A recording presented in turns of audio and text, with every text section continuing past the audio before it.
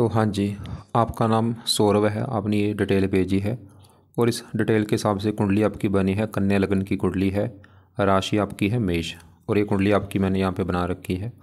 आपने मुझे कई सवाल लिख के भेजे हैं कि पिता की डेथ हो चुकी है, माता बीमार है, रेंट पे रहता हूँ, अपना घर कब होगा, कैरियर के बारे में पूछा है, नौकरी अभी नहीं है, विवाह संबंधी दिक्कतें आ रही हैं, फ्यूचर कैसा होगा, काफ़ी मतलब लाइफ में स्ट्रगल करना पड़ रहा है, ये आपने सवाल लिख के भेजे हैं। तो पूरा आपको मैं विस्तार में समझाऊंगा। तो सबसे पहले तो आप ये समझो कि जो कुंडली होती है इसमें 12 घर होते हैं। 12 घर पहले आप समझ लो, वो मैं लिख देता हूँ। ये है आपकी कुंडली में पहला घर, ये है दूसरा घर, ये तीसरा घर, ये चौथा घर, ये पाँचवा, ये है छठा, सातवां, ये है आठवां घर, नौवां, 10वां, 11वां और लास्ट वाला 12वां घर। अब ये जो 12 घर मैंने लिखे हैं, इन घरों से आपके जीवन के बारे में कुछ ना कुछ पता किया जाएगा। जैसे कि इस पहले घर से हम पता करेंगे आपका जो शरीर है वो कैसा होगा, हेल्थ कैसी होगी, स्वभाव कैसा होगा, रंग रूप कैसा होगा। दूसरा घर आपके धन के बारे में बताएगा। तीसरा घर छोटे भाई बहनों का है। चौथा घर आपकी है माता, मकान, वाहन। पाँचवां घर बच्चों का है। छठा घर है शत्रु, रोग, कर्जे का। सातवां घर आपकी पत्नी का है। आठवें घर से उम्र देखेंगे। नौवें घर से भाग्य देखेंगे। 10वां घर काम काज का है। 11वां घर आमदनी, लाभ, इच्छा पूर्ति और 12वें घर से आपके खर्चे देखे जाएंगे। तो आपने यहाँ पे मेरी 2 बातें नोट करनी है। पहली बात, जो मैंने ये 12 घर लिखे हैं इनको याद कर लो, और दूसरी बात, इन 12 घरों से जो कुछ देखा जाएगा वो याद कर लो। अब आप ये देखो कि अपनी कुंडली में देखना क्या है, वो घर देख लो। जैसे मान लो आपने देखना है, अपने बच्चों के बारे में जानना है, तो बच्चों का जो घर है वो है 5वां घर। तो 5वें घर से आपके बच्चे देखेंगे और 5वें घर में एक नंबर लिखा है 10 नंबर। 10 है मकर राशि, इसका जो मालक है वो है शनि। तो आपके बच्चों के लिए हमें शनि ग्रह को देखना पड़ेगा। तो ऐसे ही जो भी कुछ देखना है, मान लो आपके काम काज के बारे में जानना है, 10वां घर कुंडली में काम काज का होता है। तो 10वें घर में नंबर लिखा है 3। 3 है मिथुन राशि, मालक इसका है बुध। तो काम काज के लिए बुध को देखना पड़ेगा। तो आपको मेरा कहने का मतलब समझ आ चुका होगा कि जो भी कुछ देखना है वो घर देखना है और घर का मालक देखा जाता है।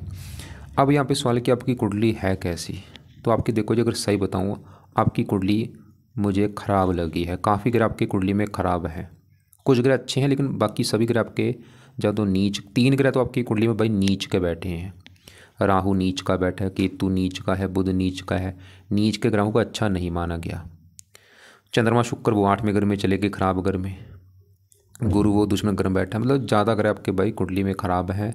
अच्छे बिल्कुल ग्रह कम हैं, ख़राब ग्रह हैं ज़्यादा। तभी आपकी लाइफ में ये दिक्कतें आ रही हैं। और अगर आप चाहते हैं कि आपकी ग्रह अच्छे हों, आपको मैं अभी जो पाठ पूजा बताने वाला हूँ आपको करने पड़ेंगे भाई। मतलब लाइफ में चेंज लाना है, पाठ पूजा करने पड़ेंगे, तभी लाइफ में चेंज आएगा। तो सबसे पहले आप देखो, मैंने अभी क्या बोला कि ग्रह अच्छे भी हैं लेकिन ग्रह ज़्यादा ख़राब हैं। अब होगा क्या, सभी ग्रहों का जो असर है आपके ऊपर हमेशा रहेगा, लेकिन ये अपना असर ज़्यादा ग्रह कब देते हैं, जब इनकी हमारे ऊपर चलती है दशा। और जो दशा होती है वो 2 प्रकार की होती है। एक तो होती है महादशा, एक होती है अंतरदशा। जो महादशा है ये काफ़ी बड़ी होती है और ये आपके ऊपर चली हुई है चंद्रमा की। कब से चली है, 2017 में आपके ऊपर चली थी, ख़त्म जाके 27 में होगी। तो इसका मतलब है कि इन 9 ग्रहों में अभी आपके ऊपर सबसे बड़ा जिस ग्रह का असर है वो है ये चंद्रमा, क्योंकि इसकी है महादशा। इसका असर आपके ऊपर है 80%। अभी आपकी लाइफ में जो चीज़ें हो रही वो बड़ा कारण चंद्रमा है। कुछ असर आपके ऊपर केतु का भी है, जिसकी चल रही है अंतरदशा। ये 11 महीना 24 में चली थी और अभी छठा महीना 25 में ख़त्म अगले महीने ख़त्म हो जाएगी। आपकी छोटी दशा है, कम असर इसका होता है। तो अभी हमने क्या बोला, मैं एक बार फिर बोल दूँ कि आज भी आपके ऊपर सभी ग्रहों का असर है, लेकिन ज़्यादा असर आपके ऊपर चंद्रमा का है और दूसरा असर है केतु का। एक आपके ऊपर साढ़े भी चल रही है और ये साढ़े अभी चली है, पिछले 2 महीने हुए हैं चली को। ये 29 मार्च में आपके ऊपर चली है, क्योंकि ये साढ़े होती है 7.5 साल की। पहले मैं साढ़े की बात करूँगा कि साढ़े क्या होती है। साढ़े में देखो जी, हमारे जो कर्म होते हैं वो कर्म हमारे आगे आते हैं। हम जो भी अच्छे बुरे कर्म करते हैं उस अच्छे बुरों का फल मिलता है। मतलब कईयों की जो साढ़े वो कईयों को तो काफ़ी बुरे फल देती है साढ़े, कईयों की अच्छी जाती है, कईयों की रले मिले फल मिलते हैं, मिक्स फल मिलते हैं। बाकी ये पिछले, जैसे मैंने बोला, 2 महीने हो चुके। मार्च में चली थी, मार्च, अप्रैल पूरा, मई पूरा।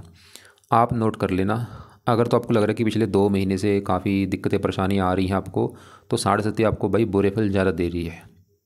2 महीने से दिक्कतें ज़्यादा आ रही हैं तो साढ़े साथी समझ लो बुरे फल ज़्यादा दे रही है। और क्योंकि अभी 7.5 साल की है तो सवाल की साढ़े साथी बचा कैसे जाए, क्योंकि आपको मैंने जैसे बोला आपको मैं काफ़ी उपाय बताने वाला हूँ, कोशिश करूँगा उपाय वैसे कम से कम बताने की। लेकिन देखो जी, पाठ पूजा तो करने ही पड़ेंगे अगर ग्रहों को सही करना है।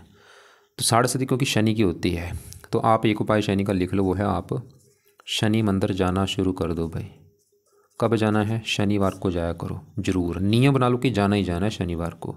और वहाँ पे माथा टेक के आओ, प्रार्थना करो कि हे शनि देवता जी, आपके मैं मंदिर से ले आया हूँ क्योंकि आपकी चल रही मेरे ऊपर साढ़े साथी और मेरी लाइफ में काफ़ी दिक्कतें परेशानियाँ आ रही, प्लीज़ वो दिक्कतें दूर हो जाएं मेरी, मुझे आप अच्छे फल दो, मेरा काम काज अच्छा चले, नौकरी मुझे लग जाए। प्रार्थना करो जाके वहाँ पे। ये तो होगी शनि की बात। अब जैसे मैंने बोला कि आपके ऊपर इन ग्रहों में सबसे बड़ा असर किसका है? चंद्रमा का है, जिसकी चल रही महादशा, और ये पिछले कई साल हो चुके हैं। 17 में चली थी दशा और अभी भी देखो 1-2 साल की पड़ी है। अब सवाल कि चंद्रमा आपका अच्छा है या बुरा है, क्योंकि अगर आपका चंद्रमा अच्छा हुआ फिर तो देगा अच्छे फल, अगर बुरा हुआ भाई बुरे फल देगा। लेकिन यहाँ पे बुरी बात क्या कि चंद्रमा आपका मुझे अच्छा नहीं लगा। ये जो चंद्रमा की दशा चल रही है ये भी आपको खराब फल दे रहा है। अब चंद्रमा क्यों खराब है? चंद्रमा जहाँ बैठा है वो है ये 8वां घर, और चंद्रमा के साथ इसी घर में देखो शुक्र भी बैठा है। चंद्रमा खराब होने का कारण है ये 8वें घर में बैठा। 8वां घर अच्छा घर नहीं होता। ये जो 12 घर मैंने लिखे हैं, 12 घर में 6ठा, 8वां, 12वां, 3 घर अच्छे घर नहीं होते। तो चंद्रमा क्यों खराब है? 8वें घर में बैठा है खराब घर में। लेकिन यहाँ पे जो एक लिखा है ये मंगल का घर है, अपना मंगल को ये दोस्त मानता है। ये चलो एक अच्छी बात है कि दोस्त का घर बैठा है, लेकिन घर अच्छा नहीं, 8वां घर खराब घर है। अब चंद्रमा आपको दिक्कतें क्या देगा? और एक और बात है, चंद्रमा खराब होने का पहला कारण तो ये है कि 8वें घर में बैठा है और इसके ऊपर पड़ रही है शनि की दृष्टि, और ये शनि की नीच राशि जहाँ ये बैठा है, ये जो एक लिखा है मेष राशि, इसे शनि की नीच राशि, मतलब शनि से पीड़ित भी है चंद्रमा आपका जो है। अब चंद्रमा आपको दिक्कतें क्या देगा? चंद्रमा इस कुंडली में जिस घर का मालक है उस घर को लेकर दिक्कतें आएंगी। और चंद्रमा का जो घर है वो है ये 11वां घर, और 11वें घर से भाई आमदनी देखी जाती है। जो आप काम काज करेंगे वहाँ से जो आपको इनकम मिलेगी वो 11वें घर से देखेंगे। 11वां घर लाभ का भी होता है, इच्छा पूर्ति का भी होता है। अब 11वें, क्योंकि फार्मूला मैंने आपको बता ही रखा है, घर का मालक देखा जाए तो 11वें घर में लिखा है 4 कर्क राशि मालक चंद्रमा, और वो 11वें 8वें घर में जाके बैठे। इसकी वजह से चंद्रमा आपको 11वें घर को लेकर दिक्कतें देगा। मतलब 11वां घर आमदनी का है, चंद्रमा की वजह से आपको आमदनी को लेकर बहुत सारी दिक्कतें आएंगी। मतलब अभी जो चंद्रमा की दशा चल रही है इसमें आपके इनकम को लेकर दिक्कतें आएंगी, काम काज में दिक्कतें आएंगी। इसकी दशा में आपको लाभ, 11वां घर लाभ का है, लाभ भंग जो बना, काम काज में आपको लाभ नहीं होगा प्रॉपर।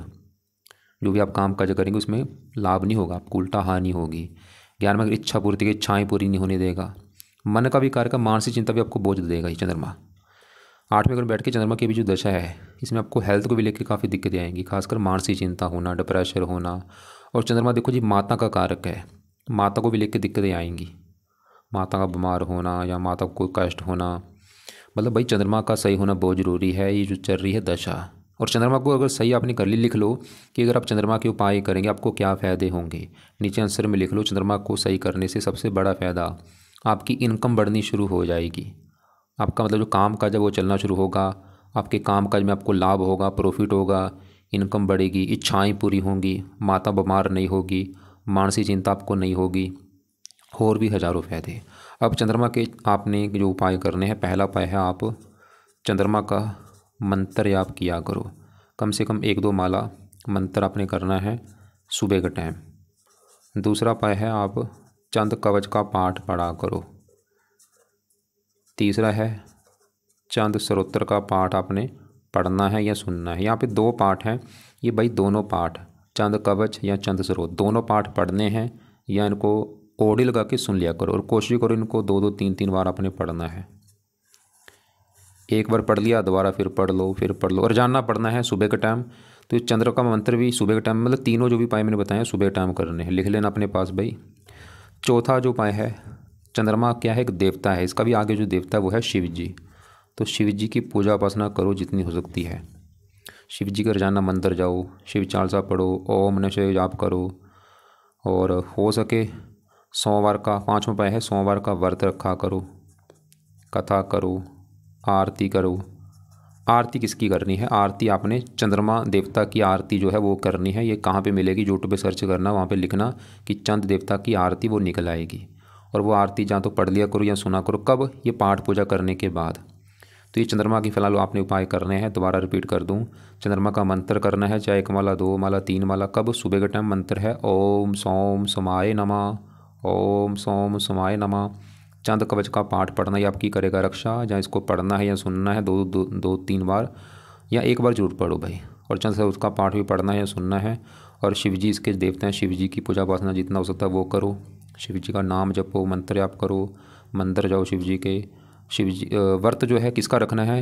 ये चंद देवता का व्रत रख लो या शिव जी का व्रत रख लिया करो, कथा करो, आरती किया करो। तो ये हो गए चंद्रमा के उपाय।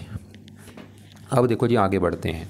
तो अभी हमने क्या देखा कि इन ग्रहों में आपके ऊपर चल रही बड़ी दशा चंद्रमा की पिछले कई साल हो चुके हैं, जो कि हमें ज़्यादा अच्छा नहीं लगा क्योंकि 8वें घर में बैठा है। लेकिन चंद्रमा एक शर्त लगा के बैठा है, वो शर्त ये है, चंद्रमा ये दिखा रहा है कि अगर आप घर से दूर जाएंगे भाई, फिर आपको चंद्रमा अच्छे फल दे देगा। तो कोशिश करो आपकी जन्मभूमि जो है वहाँ से दूर जाके काम करने की। जितना दूर जाओगे उतना आपको फ़ायदा होगा। जैसे आपने लिख रखा है कानपुर, लिख रखा है उत्तर प्रदेश में है, तो कानपुर से दूर जाओ, जितना दूर जाओगे उतना फ़ायदा होगा आपको। अब देखो हमने देखा बड़ी दशा चंद्रमा की है।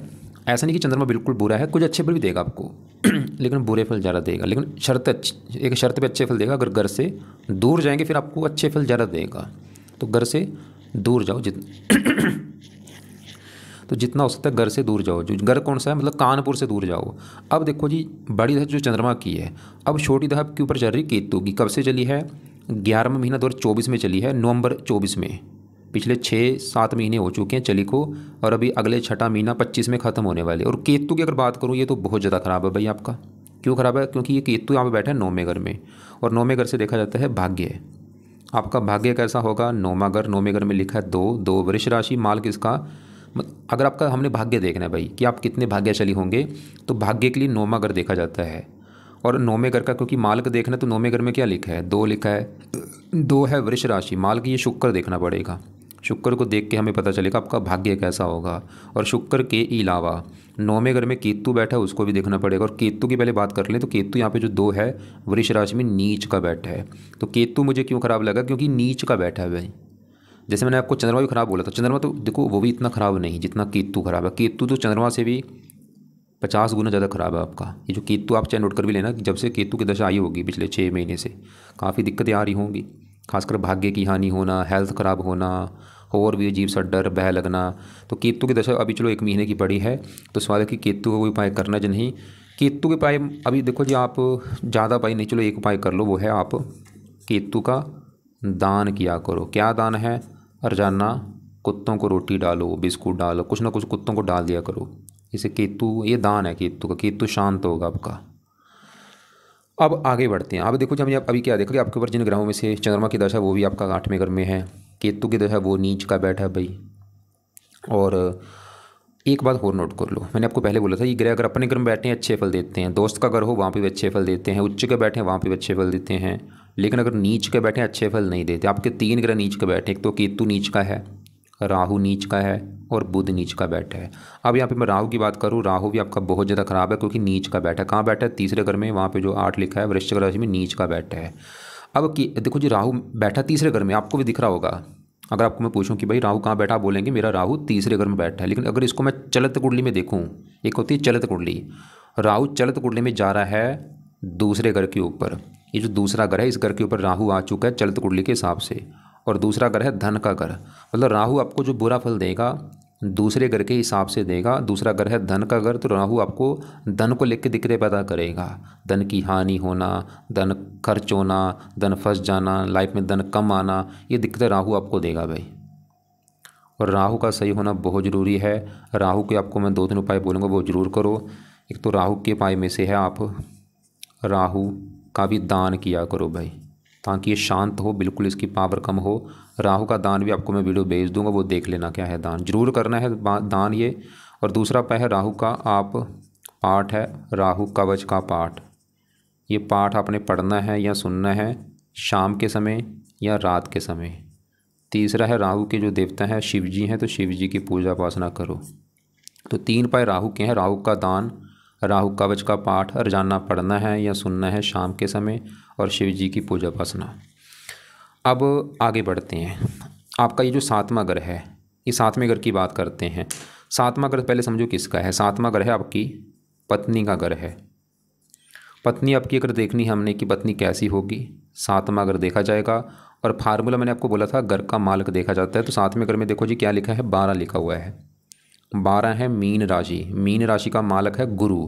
तो हमें इस गुरु को देखना पड़ेगा आपकी पत्नी के लिए कि गुरु अच्छा है या बुरा है। और गुरु के अलावा पत्नी घर में आके देखो सूर्य, मंगल, बुध, 3 ग्रह बैठे, तीनों को भी देखना पड़ेगा पत्नी के लिए। तो तीनों की पहले मैं बात कर लूँ तो तीनों में सबसे पहले यहाँ पे पत्नी घर में जो बुध बैठा है, अगर मैं बुध की बात करूँ कि बुध अच्छा है या बुरा है, भाई बुध भी आपका ख़राब है। मैंने पहले ही बोला है भाई ग्रह आपके ज़्यादा ख़राब है। अब बुध क्यों खराब है, बुध कहाँ बैठा है, सातवें घर में, पत्नी का जो घर है वहाँ पे जो 12 लिखा है मीन राशि में नीच का बैठा है। बुध क्यों खराब है, नीच का होके बैठा है। क्या खराब फल देगा, क्योंकि बुध कहाँ बैठा है, नीच का, पत्नी घर में। तो बुध आपको पत्नी को लेकर दिक्कतें पैदा करेगा। आपको वो दिक्कतें क्या आएंगी, पत्नी का बीमार होना, पत्नी से मनमुटाव होना, पत्नी से प्रेम ना मिलना, मतलब पत्नी संबंधी दिक्कतें बुध पैदा खड़ी कर देगा आपको।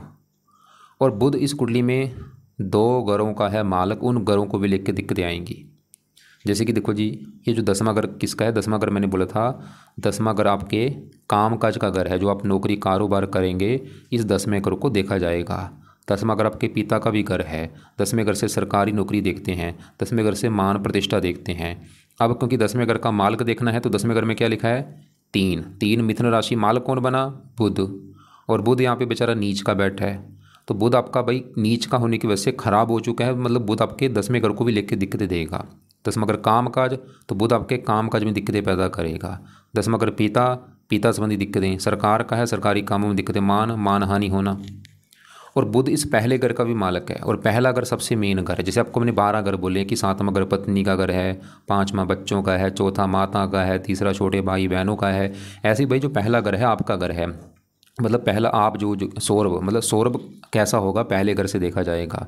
और पहले घर में 6 लिखा है मालक बुध, तो बुध को देख के डिसाइड होगा आपके बारे में, आपका मतलब शरीर, हेल्थ, स्वभाव, रंग रूप। और बुध नीच का बैठा है, शरीर का मालक भाई बुध नीच का बैठा क्या होगा, बुध आपकी हेल्थ खराब कर देगा। और ये लग्नेश भी है, लग्नेश लगन दोष बना है, लगन दोष सबसे बड़ा दोष, इसकी वजह से लाइफ में काफ़ी स्ट्रगल करना पड़ेगा, आगे बढ़ने में दिक्कतें आएंगी, मेहनत का फल नहीं मिलेगा। तो बुध कितने बुरे फल दे रहा है, बुध पत्नी घर में नीच का है, पत्नी वाली दिक्कतें देगा। 10वें घर का मालक है, काम काज में दिक्कतें देगा। शरीर का मालक है, हेल्थ खराब कर देगा। तो बुध का भी सही होना बहुत ज़रूरी है। अब सवाल कि यहाँ पे बुध के लिए क्या किया जाए, तो बुध के भी आपने भाई 2 पाठ जरूर पढ़ने हैं। पहला उपाय है आप बुध क्योंकि यहाँ पे देखो जी फिर उपाय ज़्यादा हो जाएंगे आपको, अभी मैंने क्योंकि शुक्र के पाठ ऐसे करो, बुध के जो देवता हैं, एक उपाय लिख लो चलो। बुध के देवता हैं गणेश जी, गणेश जी की पूजा उपासना आप कर सकते हैं, गणेश जी के मंदिर जा सकते हैं अगर टाइम लगता है, क्योंकि कुछ उपाय ऐसे जो आपके लिए बहुत ज़रूरी हैं। तो एक आपको वैसे मैं पाठ बोलूँगा सभी 9, क्योंकि 9 ग्रह हैं, 9 ग्रह को एक पाठ होता है नवग्रह कवच का पाठ, जरूर आपने पढ़ना है, वो भी चलो आपको मैं बाद में बताता हूँ। अब यहाँ पे बुध के साथ देखो जी मंगल सूर्य बैठे हैं। अब सूर्य की बात करूँ, सूर्य इस घर का मालक है 12वें घर का। 12वें घर से देखा जाता है खर्चा, 12वें घर से हानि देखी जाती है, खराब घर है 12वां घर, मतलब इस घर से काफ़ी खराब चीज़ देखते हैं, खर्चा, हानि, दान, दंड, हॉस्पिटल, पागलखाना, विदेश यात्रा, जेल यात्रा, हत्या, आत्महत्या। अब 12वें घर में 5 लिखा है, इसका मालक सूर्य है, सूर्य को देखना पड़ेगा कि वो कहाँ बैठा है। अब सूर्य कहाँ बैठा है, यहाँ पे बैठा है 7वें घर में पत्नी घर में, यहाँ पे देखो सूर्य आपका 7वें घर पत्नी का घर में बैठा है, मतलब 12वां खर्चा, खर्चा चलेगा पत्नी, 12वां घर हानि चलेगी पत्नी, मतलब सूर्य आपकी भाई पत्नी की हानि करेगा, पत्नी को लेकर दिक्कतें देगा। जहाँ तो पत्नी के ऊपर खर्चा ज़्यादा होगा, या पत्नी खर्चीले स्वभाव की होगी, या पत्नी की हानि कर देगा। हानि का मतलब पत्नी से लड़ाई झगड़े होना, पत्नी का बीमार होना, पत्नी से प्रेम ना मिलना। सूर्य ऐसा नहीं कि बिल्कुल बुरे फल देगा, लगन को देख रहा है वैसे कुछ अच्छे फल भी देगा आपको, मेहनती, साहसी, पराक्रमी। ऐसे बुध भी जो है ऐसा नहीं कि बिल्कुल बुरा है, लगन को देख रहा है यहाँ पे अपनी राशि, फिर भी बुध आपको आपके लिए अच्छा है, मतलब आपको फिर भी बुद्धिमान बना देगा, मेहनती, साहसी, समझदार। लेकिन पत्नी के लिए अच्छा नहीं है बुध ये, तो सूर्य भी सही करना जरूरी है। मतलब सूर्य का जो बुरा फल खासकर मिलेगा पत्नी को लेकर, क्योंकि पत्नी घर में बैठा है तो पत्नी संबंधी सूर्य भी दिक्कतें पैदा करेगा। तो यहाँ पे सूर्य के लिए आप पहला उपाय है, आप सूर्य को जल दिया करो सुबह के टाइम रोजाना। दूसरा है सूर्य का करना है दान, संडे को सूर्य का दान क्या है आपको मैं वीडियो भेज दूंगा। अब इसी घर में मंगल बैठा है भाई, मंगल इस कुंडली में एक तो इस घर का मालक 8वें घर का, जहाँ पे 1 लिखा था मालक मंगल, और मंगल तीसरे घर का मालक है। मंगल जब भी 7वें घर में बैठता है, सवाल कि मंगल अच्छा है या बुरा है, मंगल इस कुंडली में प्रबल मार्केश है, बुरे फल ज़्यादा देगा, अच्छे फल कम देगा। बुरे फल में से क्योंकि पत्नी घर में बैठा है, मंगल दोष यहाँ पे बना है, डबल मंगल दोष, तो मंगल भी आपको पत्नी को लेकर दिक्कतें पैदा करेगा भाई। वो दिक्कतें क्या आएंगी? विवाह में देरी होना, विवाह हो भी गया पत्नी से बनेगी नहीं, लड़ाई झगड़े होना या पत्नी का बीमार होना। तो आपकी देखो जी, अगर पूरी कुंडली में सबसे मुझे बड़ी दिक्कत क्या लगी, आपकी विवाह में दिक्कतें जरूर आएंगी कुंडली में, कुंडली के हिसाब से। और ये दिक्कतें आने के 3-4 कारण हैं। एक तो पत्नी घर में बुध का नीच का बैठना, पत्नी घर में सूर्य 12वें घर का स्वामी होकर बैठा है, पत्नी घर में मंगल मार्किश होकर बैठा है। मंगल अच्छे भी देगा, ऐसा नहीं कि बुरा है, लग्न को देख रहा है मेहनती सास ही, लेकिन पत्नी संबंधी दिक्कतें देगा। अब मंगल के जो देवता हैं वो हैं हनुमान जी। आपने जैसे बोला भी था कि आप हनुमान जी की पूजा उपासना करते हैं, तो हनुमान जी भाई पूजा उपासना जितना ज़्यादा करोगे उतना आपका मंगल अच्छा होगा। और हनुमान जी ऐसे देवता हैं इसके आपका मंगल भी अच्छा होगा, राहु को भी अच्छा कर देगा, शनि भी अच्छा कर देगा। अब आगे बढ़ते हैं। ये जो 7वां घर मैंने बोला था पत्नी का घर है, और क्योंकि घर का मालक देखना जरूरी होता है, तो पत्नी के लिए 7वां घर, 7वें घर में 12 लिखा है मालक, गुरु भी देखना पड़ेगा कि गुरु अच्छा है बुरा है। अब गुरु कहाँ बैठा है? धन के घर में। यहाँ पे दूसरा घर धन का घर है, और वहाँ पे जो 7 लिखा है शुक्र घर बैठा है। शुक्र को अपना मानता है शत्रु। देखो जी, गुरु आपका है तो अच्छा था, लेकिन एक गड़बड़ क्या है, गुरु जो है ये राहु के नक्षत्र में बैठा है। ये जो ग्रह होते हैं किसी न किसी नक्षत्र में बैठे होते हैं, तो गुरु जो है खराब ग्रह राहु के नक्षत्र में बैठ चुका है। इसकी वजह से मतलब राहु थोड़ा सा, जो गुरु है थोड़ा सा दिक्कतें देगा। मतलब गुरु ऐसा नहीं कि बिल्कुल ख़राब है, अच्छे फल भी देगा लेकिन थोड़े बहुत बुरे फल भी देगा, क्योंकि राहु के नक्षत्र में बैठा है। और ऐसे शनि भी आपका भाई है तो अच्छा था, अपने घर में बैठा, लेकिन ये राहु के नक्षत्र में बैठा है। अब गुरु जो कि धन घर में बैठा, मतलब पत्नी चलेगी धन के घर में। गुरु वैसे ये दिखा रहा है कि पत्नी धन कमाने वाली होगी, या पत्नी से धन मिलेगा, या पत्नी के आने के बाद धन आना शुरू होगा, गुरु तो ये दिखा रहा है। लेकिन क्योंकि राहु के नक्षत्र में बैठा है तो अच्छे फल में कमी भी आएगी। और ऐसे गुरु इस घर का भी मालिक है, चौथे घर का। चौथा घर जो है ये आपकी माता का घर है। माता कैसी होगी? चौथा घर, चौथा घर आपके मकान का भी है, वाहन का भी है। और चौथे घर में 9 लिखा है मालक गुरु। और वो अगर गुरु राहु के नक्षत्र में ना होता फिर अच्छे फल क्या देता? चौथा घर माता, माता धन, माता से धन मिलेगा, मकान वाहन से धन मिलेगा, जहाँ फिर आपके पास मकान वाहन के रूप में धन होगा। खासकर गुरु की दशा फिर भी चलो ठीक ठाक रहेगी, लेकिन भाई राहु के उपाय करने से गुरु भी आपका और अच्छा हो जाएगा। मतलब राहु के जो आपको मैंने ये 3 उपाय बोले हैं जरूर करो, जिससे गुरु और अच्छा होगा आपका।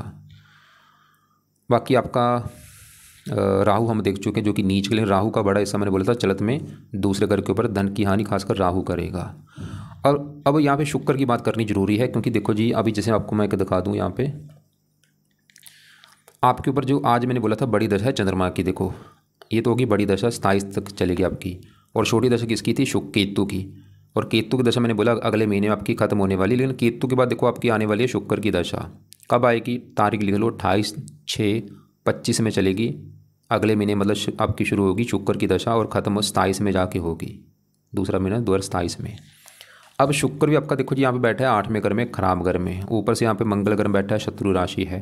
तो शुक्र भी आपको दिक्कतें पैदा करेगा। क्या दिक्कतें देगा? शुक्र इस कुंडली में 2 घरों का मालक है, उन 2 घरों को लेकर दिक्कतें आएंगी। एक तो शुक्र का घर है ये 9वां घर, मैंने बोला था 9वें घर से आपका भाग्य देखेंगे, और 9वें घर में लिखा है 2 वृष राशि मालक शुक्र, तो भाग्य देखना है शुक्र से देखेंगे। और वो बैठा 8वें घर में, भाग्य भंग योग बना है। और 9वें घर से 12वां घर हानि, मतलब शुक्र आपके भाग्य की हानि करेगा, भाग्य साथ नहीं देगा।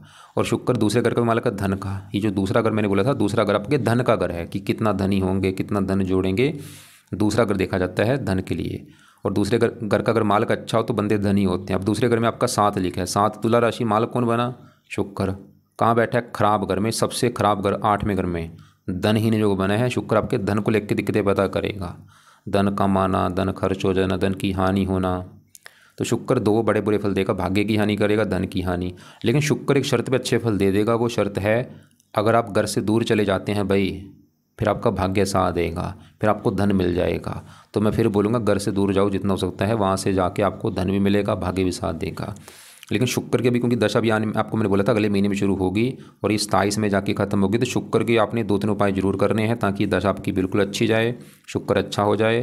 तो शुक्र का पहला उपाय है शुक्र कवच का पाठ पढ़ना है आपने। दूसरा है शुक्र स्तोत्र का पाठ पढ़ना है शाम के समय। ये दोनों पाठ आपने पढ़ने हैं शाम के समय, या इनको ऑडियो लगा के सुन लिया करो। और इनको दोनों को 2-2, 3-3 बार अपने पढ़ना है। मान लो आप शाम को बैठे हैं तो ये दोनों पाठ पढ़ लिए हैं तो दोबारा इनको फिर पढ़ लो, फिर पढ़ लो, या इनको सुन लिया करो, 2-2, 3-3 बार सुना करो शाम के समय। कितने समय के लिए? कम से कम 1 साल, पूरा जो 26 अभी चलेगा ये जो 25 भी चलेगा 26 भी चलेगा, मतलब 1.5 साल तक ये दोनों पाठ अपने पढ़ने हैं। फायदा क्या होगा, भाग्य साथ देगा, धन संबंधी दिक्कतें नहीं आएंगी, धन भी लाइफ में आएगा, पत्नी का भी कार्य का पत्नी के लिए अच्छा है, प्रेम के लिए अच्छा है। और यहाँ पे ये छठा घर है, यहाँ पे शनि बैठा है। छठा घर भी वैसे अच्छा, लेकिन शनि का ही अपना ही घर है, यहाँ पे जो 11 लिखा है शनि का अपना ही घर है, लेकिन ये राहु के नक्षत्र में बैठा है। 5वें घर का मालक है संतान पढ़ाई, वैसे संतान पढ़ाई के लिए अच्छा था, लेकिन थोड़ा सा राहु के नक्षत्र में बैठा है। तो मैंने आपको पहले ही बोला था भाई ग्रह इतने क्योंकि ज़्यादा ख़राब है तभी आपकी लाइफ में दिक्कतें आ रही हैं। तो सभी ग्रहों के एक पाठ है, वो है नवग्रह कवच का पाठ, 4-5 मिनट का पाठ है। ये पाठ आपने सुबह और शाम को पढ़ना है। तो ये पाए हैं फिलहाल आपको मैं दोबारा रिपीट कर दूँ, दोबारा समझो, गौर से लिख लो अपने पास पेन कापी में। कुछ पाए हैं सुबह के टाइम, कुछ है रात के समय। पहले सुबह की बात करते हैं। सुबह मान लो उठे हैं, सुबह उठ के क्या करो, सुबह उठ के पहले सूर्य को जल दे दो। जल देने के बाद अपने पूजा स्थान में जाके बैठ के चंद्रमा का मंत्र कर लो, चाहे 1 माला कर लो, 2 कर लो, 3 कर लो, ओम सोम समाय नमः। उसके बाद चंद कवच चंद स्रोत दोनों पाठ पढ़ने हैं या इनको सुनना है। हो सके तो आप 1-2 बार रिपीट भी कर सकते हैं ये दोनों पाठ। उसके बाद चंद्रमा की जो आरती है वो कर लेना या सुन लेना। ये तो हो गया सुबह के टाइम। अब जब आप शाम को बैठेंगे या रात को बैठेंगे, क्या करना है, राहु कवच का पाठ पहले पढ़ लो शाम या रात को बैठ के, और उसके पाठ के बाद शुक्र कवच शुक्र स्रोत ये पाठ पढ़ने हैं। अब आपको समझ आ चुकी। इसके अलावा आपको क्या क्या बोला है, इसके अलावा मैंने बोला है आप शनि मंदिर जाओ शनिवार को, और आपको शिव जी के मंदिर जाने के लिए बोला है, या शिव जी के पाठ पढ़ लो, उससे आपका चंद्रमा अच्छा होगा, राहु अच्छा होगा। और एक आपको मैंने बोला था कि हनुमान जी के, वो तो आप कर ही रहे हो, चलो ठीक है, हनुमान जी के पाठ पूजा ठीक है वो करते रहो। और बाकी आपको यहाँ पे मैंने नवग्रह कवच का पाठ बोला है, ये भी आप सुबह शाम पढ़ना है। लेकिन इसको आप ऐसे करो, अगर आपको लगता है कि सभी पाठ पूजा स्टार्ट करने में दिक्कत हो सकती है, इसको आप चाहे 1-2 महीने के बाद शुरू कर देना।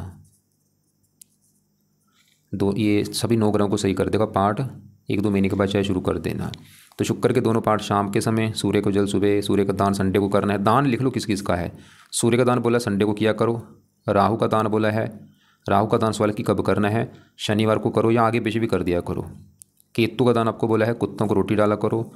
और बाकी आप यहाँ पे मंगल के लिए हनुमान जी की पूजा उपासना आप कर ही रहे हैं। बुध के आपको मैंने गणेश जी की पूजा उपासना बोली है, खासकर मतलब बुधवार को माथा टेकने चले जाओ। तो भाई बस पूरी कुंडली में सबसे बड़ी दिक्कत जो मुझे लगी है वो है आपको विवाह में दिक्कत आनी है, पत्नी को लेकर दिक्कत आनी है। उसका कारण है पत्नी घर में एक तो बुध का नीच का बैठना, पत्नी घर में मंगल दोष लेके बैठा है, पत्नी घर में सूर्य बैठा है, पत्नी घर का मतलब गुरु वो राहु के नक्षत्र में बैठा है, पत्नी का कार्य शुक्र वो 8वें घर में बैठा है। तो दिक्कत जरूर आएगी पत्नी को लेके। वो दिक्कत क्या आएगी, जहाँ तो मुझे लग रहा है आपका डिवोर्स हो जाएगा। जैसे आपने बोला था रिलेशनशिप में दिक्कत आई है, इतने साल का रिलेशन था, वो लड़की छोड़ चुकी है, वो कारण यही लग रहा है, यही कारण है। और बाकी होता आगे भी आपका अगर जिससे विवाह हो उसके साथ भी आपकी दिक्कत आ जाए, या उसके साथ बने ना, या डिवोर्स हो जाए, या कुछ ना कुछ दिक्कत आएगी। बाकी अगर आपके सवाल दोबारा देख लो, आपने बोला था पिता का स्वर्गवास हो गया है कैंसर रोग की वजह से, और क्योंकि 10वां घर पिता घर है, उस घर का मालक बुध नीच का है। माता की तबीयत बहुत ख़राब रहती है। अपनी भाई अपनी माता को बोलो कि जितना हो सकता है पाठ पूजा करे, सबसे बेस्ट है। अगर हेल्थ सही करनी है अपनी माता ने, आपको उसको बोलो कि महामृत्युंजय मंत्र का जाप किया करे, उसकी हेल्थ अच्छी होगी। और वो नवग्रह कवच का पाठ पढ़े, 2 उपाय उसने करने हैं, महामृत्युंजय मंत्र का जाप सुबह शाम, नवग्रह कवच का पाठ पढ़े, और भी नाम जपा करे, भगवान का नाम ले, उससे ये कष्ट खत्म होंगे। और जब से जन्म हुआ है तब से रेंट पे हूँ। चौथा घर देखो जी मकान को होता है, तो घर का मतलब गुरु, शुक्र की राशि शत्रु राशि, और गुरु उसके राहु के नक्षत्र में बैठा है। और भी क्योंकि कई कुंडली में दोष भी हैं, कई कारण है भाई आपकी जो रेंट पे हो। पाठ पूजा करो भाई, जितना हो सकता है धार्मिक बनो। धर्म से क्या होगा, आपकी एक कर्म कुंडली बनेगी, सभी ग्रह अच्छे हो जाएंगे आपके। कैरियर कब सही होगा, बहुत ज़्यादा स्ट्रगल है, क्योंकि अभी देखो 10वां घर जो काम का घर है उस घर का मालक बुध नीच का है, वो कारण। और जो 11वां घर आमदनी का घर उस घर का मालक चंद्रमा वो 8वें घर बैठा है। और जॉब में दिक्कत आ रही, मार्च आने से बात नहीं लग रही, क्योंकि मैंने बोला 7.5 भी चल रही है। तो शनि मंदिर भी आपने जरूर जाना है शनिवार को। अगर घर के आसपास है जाना भी आप जा सकते हैं। सैलरी आती है ख़त्म हो जाती है। मेरा लव रिलेशन से वो आपको मैंने बता दिया। विवाह में दिक्कत आने के कई कारण हैं, और बनते हुए कम बैठ रहे हैं, कई कारण हैं भाई। कुंडली में कई दोष हैं बने हैं। राहु केतु नीच के बैठा, केतु की दशा चल रही थी, वो भी आपका नीच का है। कुछ करना चाहता हूँ अपनी मम्मी के लिए। मैं फिर बोलूँगा अगर लाइफ में आगे बढ़ना है भाई, 24 घंटे होते हैं पूरे दिन में।